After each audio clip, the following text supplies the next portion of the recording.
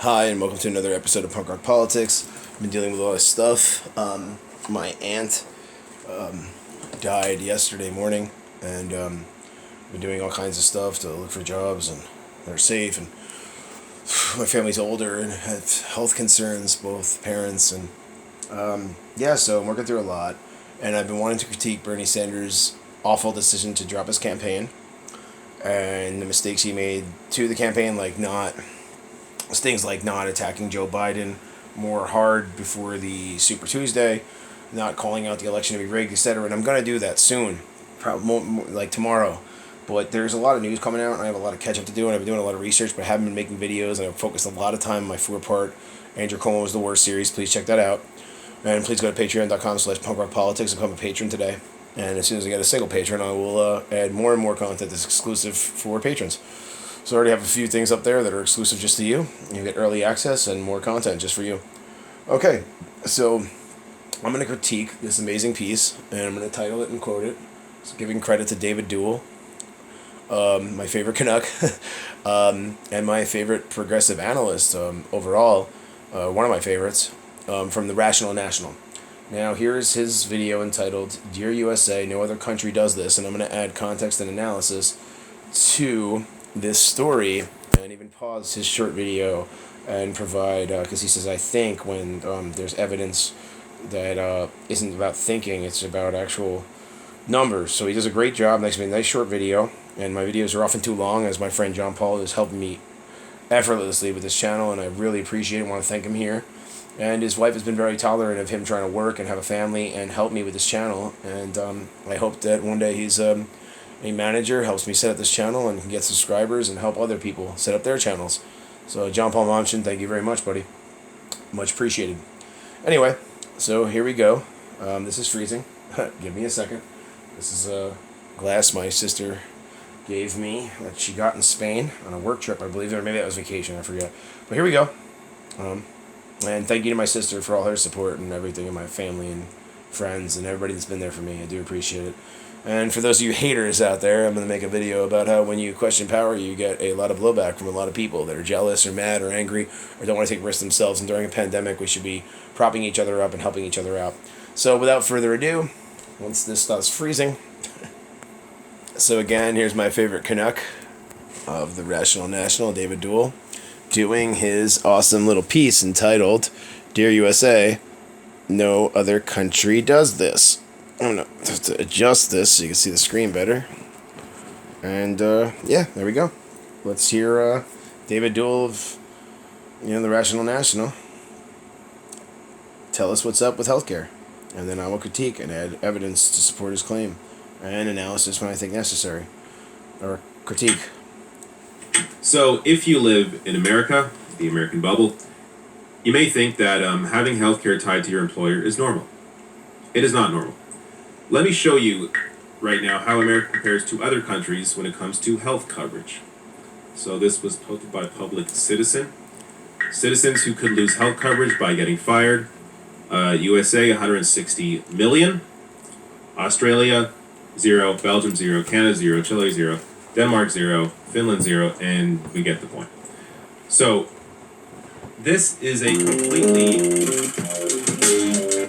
That was a mistake on his end, but I wanted to illustrate the countries he didn't read. Completely insane system. That also... 0, Finland 0, and we get the point. We get the point, but he USA, speeds through 160 million. Australia... So the countries that would lose health care for being fired, USA 160 million, Australia 0, Belgium 0, Canada 0, Chile 0, Denmark 0, Finland 0, France 0, Germany 0, Greece 0, Hungary 0, Israel 0, Italy 0, Japan 0. 0, Belgium 0, Canada 0, Chile 0. New Zealand 0, Norway 0, Poland 0, Portugal 0. Denmark 0, They say Portugal, South Korea, Spain, Sweden. None of these people would lose their health care if their employers changed or they lost their jobs. We would, 160 million. Them, all 0. 0, and we get... And there you go. And if I didn't say already, Sweden, Turkey, and UK. And Spain. All 0. Here we go. So, this is a completely Iceland 0. They didn't even conclude that in the list. I don't. Many others. Sometimes I feel like I'm just talking to a wall at this point. I don't understand how anybody can still argue for the current system. And really, most people, when presented with the argument, I think back Medicare for all pretty quickly. I think it's, at this point, it should be easy to turn people on to supporting a single payer system. When you see that roughly 68,000 people a year die due to a lack of access to healthcare, that's a recent Yale study. 500. And that's before COVID-19 and the coronavirus, which we'll get to. 1,000 people a year go bankrupt due to healthcare costs. How do you not, like, how can somebody still argue for the current private system where you have a for-profit system, companies, executives making millions of dollars off of sick people? How can anybody argue for that system when you see, again, how it compares to other countries around the world? Not to mention the freedom, regardless of this pandemic right now, the freedom of being able to, because in a single payer system, everyone's on the same plan, that means you have the freedom of choice in doctor, in healthcare, in clinics. You can go anywhere because it is a single payer system. Your Congress people on the same plan as you, the wealthiest people in the country on the same plan as you. With everybody on the same system, it creates this real sense of equality among healthcare. At the very least, sure, not equality in other areas, but still equality in healthcare is something. You don't have that in your current system. And millions of people now, I think, are waking up to that. The people that are being laid off right now. If you were laid off and you had your healthcare tied to your employer, and now you no longer have your healthcare, and if you want to pay into it through Cobra, then it's a ton of money every month to be able to buy back into your healthcare plan. You begin to realize how ridiculous the system is. So, hopefully, at the end of this, Medicare for All will have even bigger support than it does right now. It already has a majority of support. Especially, I mean, majority overall, but in the Democratic Party, it has majority support. I only paused this because I did a little research, so we're gonna link before we brief his. We were gonna pause this brief video and let him finish his a little over 30-second summation in a second. But I'm gonna show you Punk Rock Politics. John Smith, me, the host, is gonna show you some quotes because it was an older video to back up what he's saying with more people getting behind Medicare for All during the coronavirus pandemic. And this is my most recent quick research as of April 30th, because it's past midnight, Thursday, April 30th, 2020. Here's a very recent article from Common Dreams, and David Duell's video will have a link at the top of my description, and so will this Common Dreams article and anything else I may cover. As polls shows, nearly 90% Democratic support, Biden told hostility to Medicare for All no longer tenable position for you. Hey, Joe Biden, as a Democrat running for president in a pandemic, this looks like a popular idea. By John Quealy, sorry if I said that wrong, staff writer on Saturday, April 25th, 2020. And the picture says Vice President Joe Biden. I should do this sideways so you can see it better, sorry. Okay, here we go. Get rid of the simplified view. Which, by the way, is some way where if they have free articles, you can get by that if you use a simplified view, at least on Android. Vice President Joe Biden holds a virtual campaign event on March 13th, 2020 in Chicago, Illinois. The scheduled in-person Illinois campaign event was changed to a virtual event because of fears of COVID-19. And the person that got credit for the photo was Scott Olson and Getty Images. A new poll showing nearly 90% approval among Democratic voters for Medicare for All has stirred fresh calls for Joe Biden, the party's presumptive nominee, to end his outdated opposition to the healthcare solution that would cover all Americans at less overall cost than the current, more wasteful for-profit system.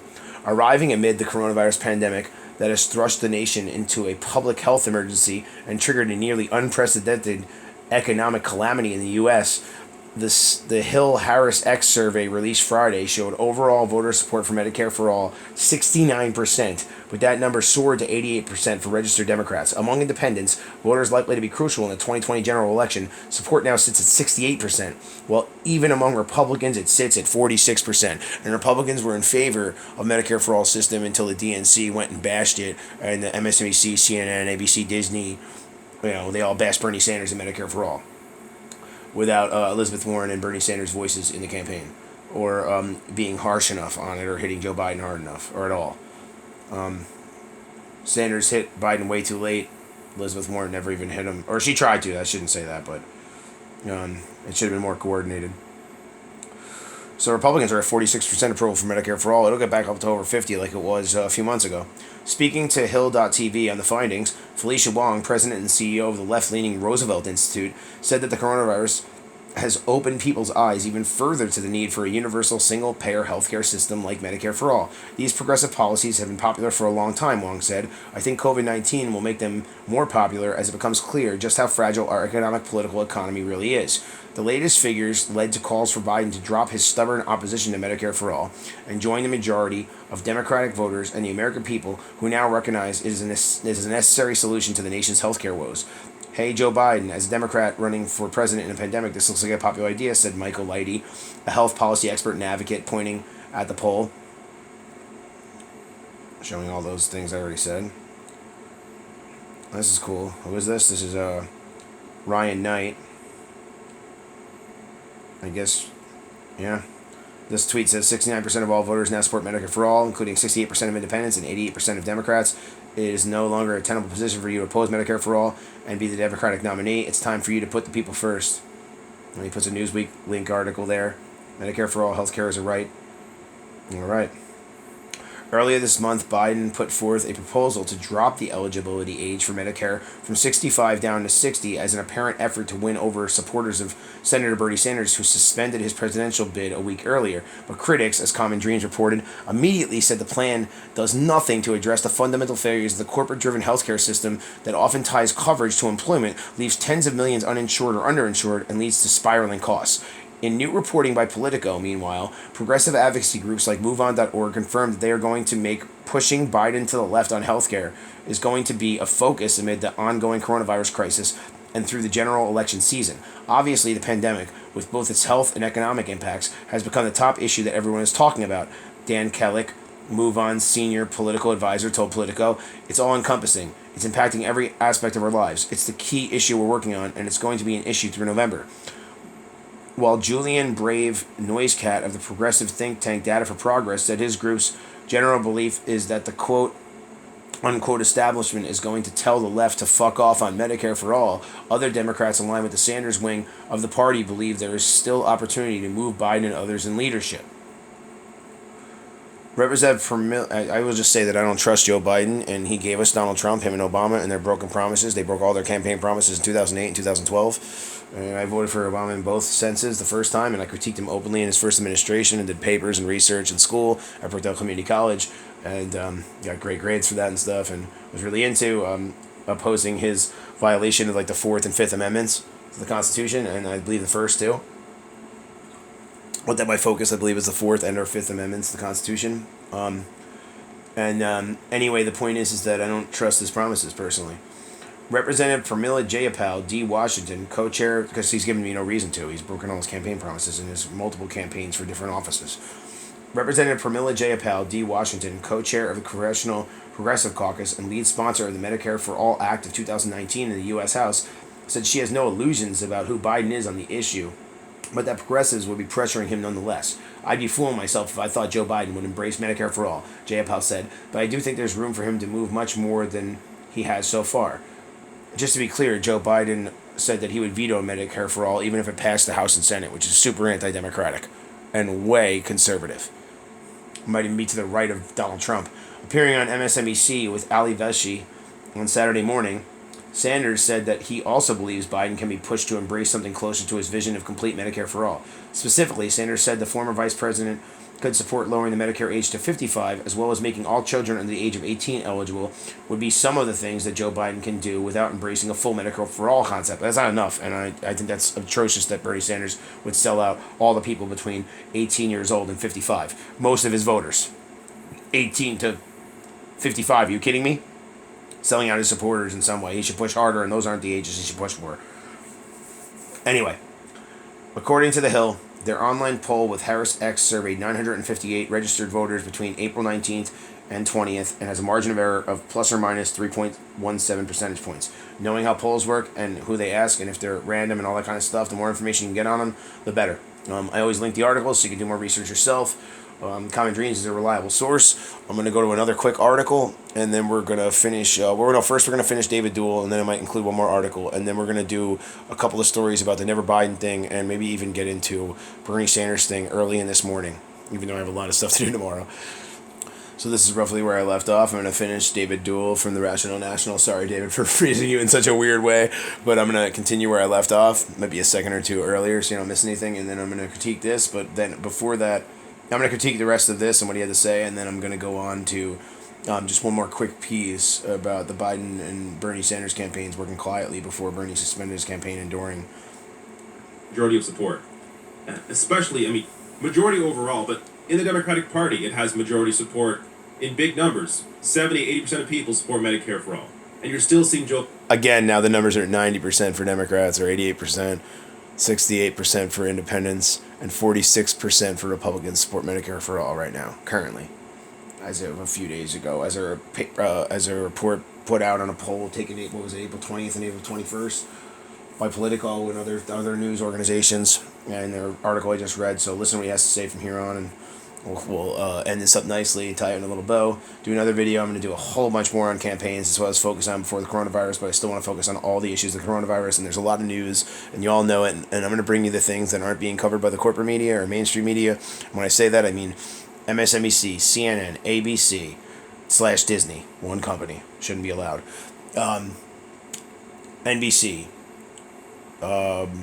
Fox, New York Times, Washington Post, Politico, all of them. But I use the right articles and critique them when they're wrong, or use the good ones. It doesn't mean none of these people put out good stuff, but a lot of it's manufactured consent, whether it be for Trump or Biden or Cuomo or even Sanders in some cases when he plays ball. So let's watch this.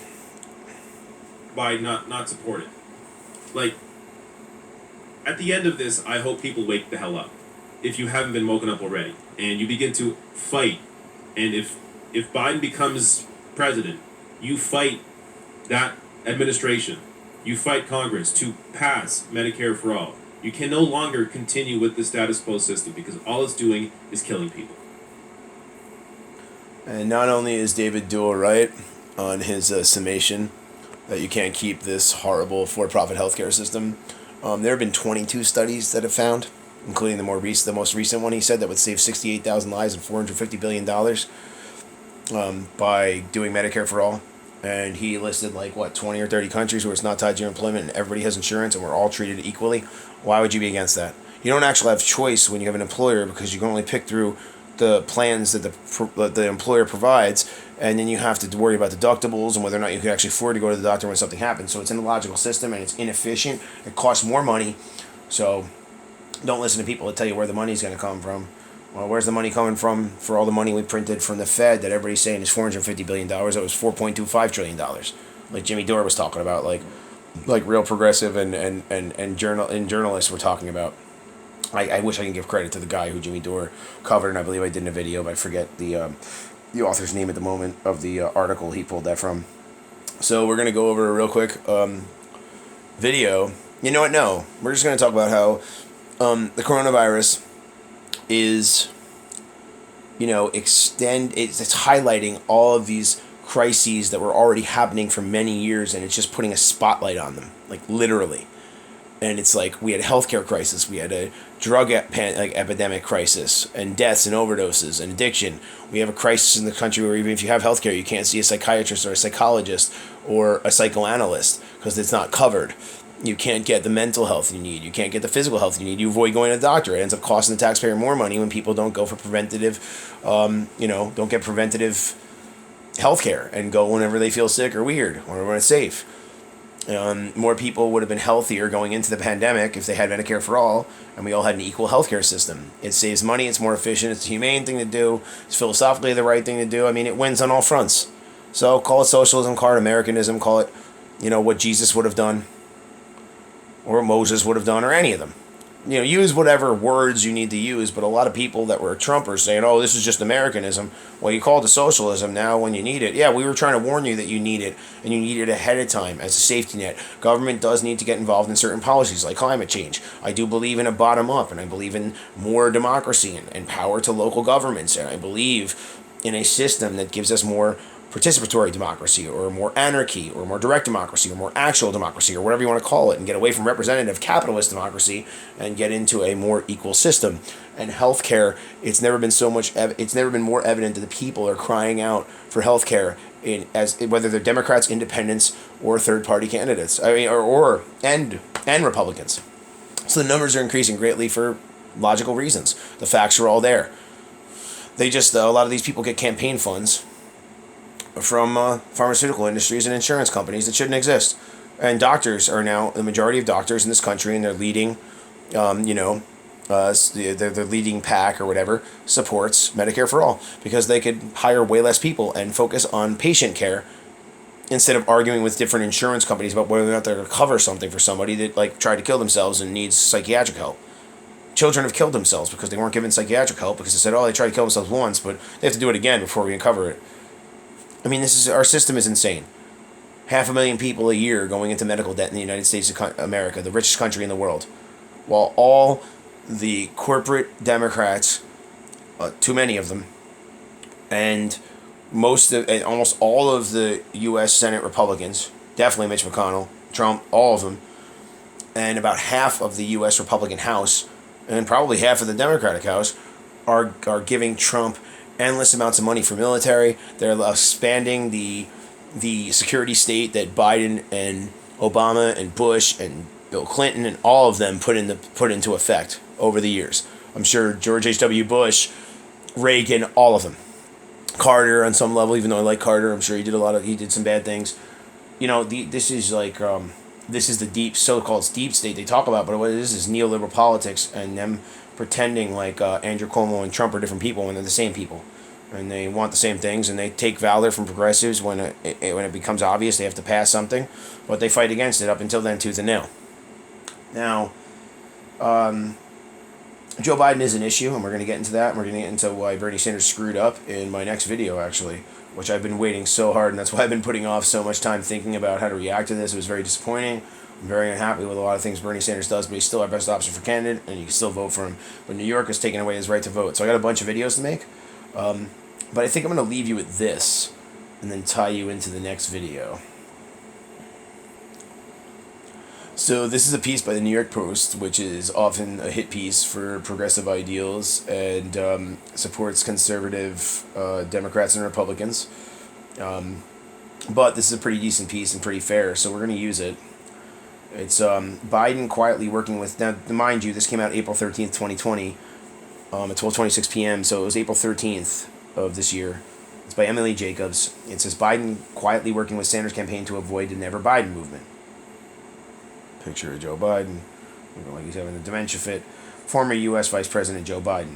Justin Sullivan / Getty Images. Presumptive Democratic nominee Joe Biden is facing an uphill battle as the general election takes shape, turning out Sanders supporters and preventing a Never Biden movement akin to Never Trump and Never Hillary, factions that determined the election in 2016. In Michigan, a must-win state for Democrats in 2020, just 2 out of 5 Senator Bernie Sanders, independent of Vermont, backers say they will vote for the Democratic candidate in November regardless of nominee, according to exit polls reviewed by Politico.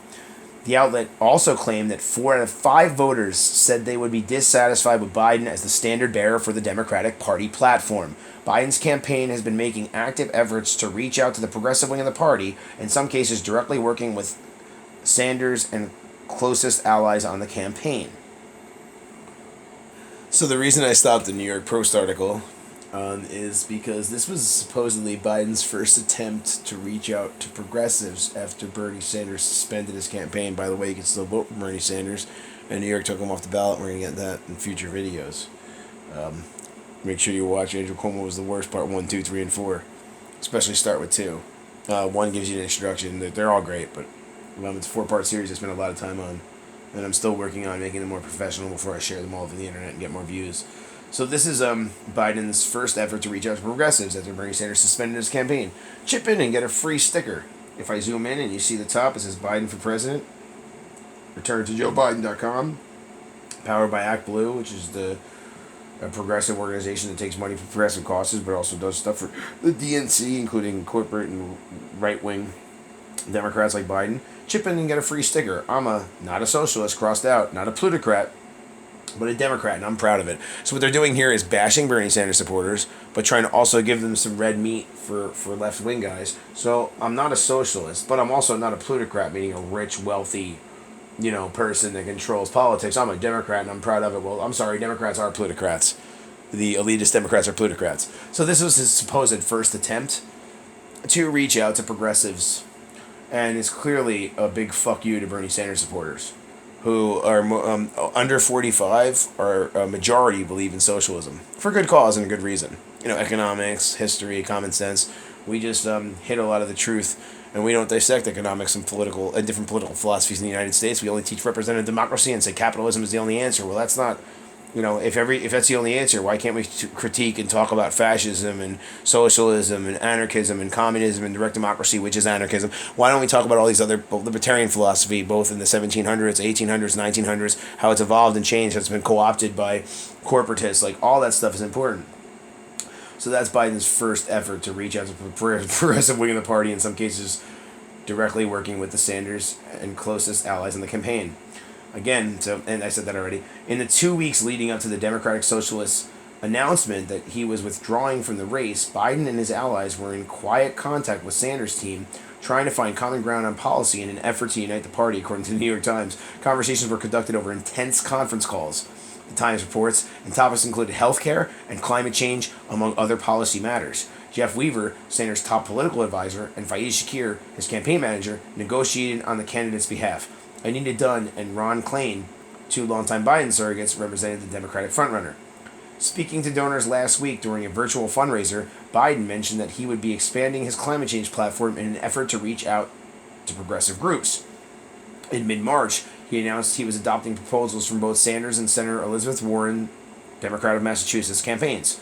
From Sanders, Biden said he would be taking on his College for All plan, making public colleges and universities free for families making under $125,000, which isn't really that good. I think it should be more around like $250,000 or $500,000 a year, but whatever. Or for everybody all at once, but whatever.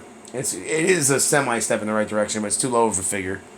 And from Warren, the presumptive nominee courted her supporters with an official endorsement of her bankruptcy proposal, which I'm sure is very important and gives more businesses and suffering individuals and people in student debt right to claim bankruptcy.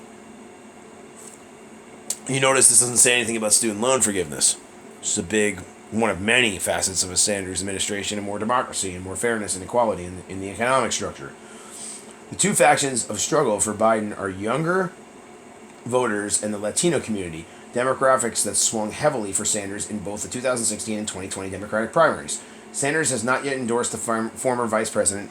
This is an old article. He definitely has, and this is me catching up on covering that news so I can get into all the other news that's happening, because it was devastating to me, and I'm going to critique him but still endorse him. And I still think Bernie Sanders should be the nominee because he's the best to beat Trump, because more people voted for him and this election was rigged and so on and so forth. But I provide evidence that in past videos and will continue to in future videos. So please stick with me. If you don't believe me, let me prove myself. Let me prove the actual research and evidence and fact from all different sources. I use all sources. This is a conservative source for the most part, but this is a good piece by them, and I'm using it. Sanders has not yet endorsed the former vice president. He has, since then, making it even harder for Biden to urge his supporters to join his team. See, this is a problem, and Bernie Sanders should not have endorsed Joe Biden so quickly. He got no concessions, and he got no concessions for the coronavirus response. Jimmy Dore points this out, and he's absolutely correct.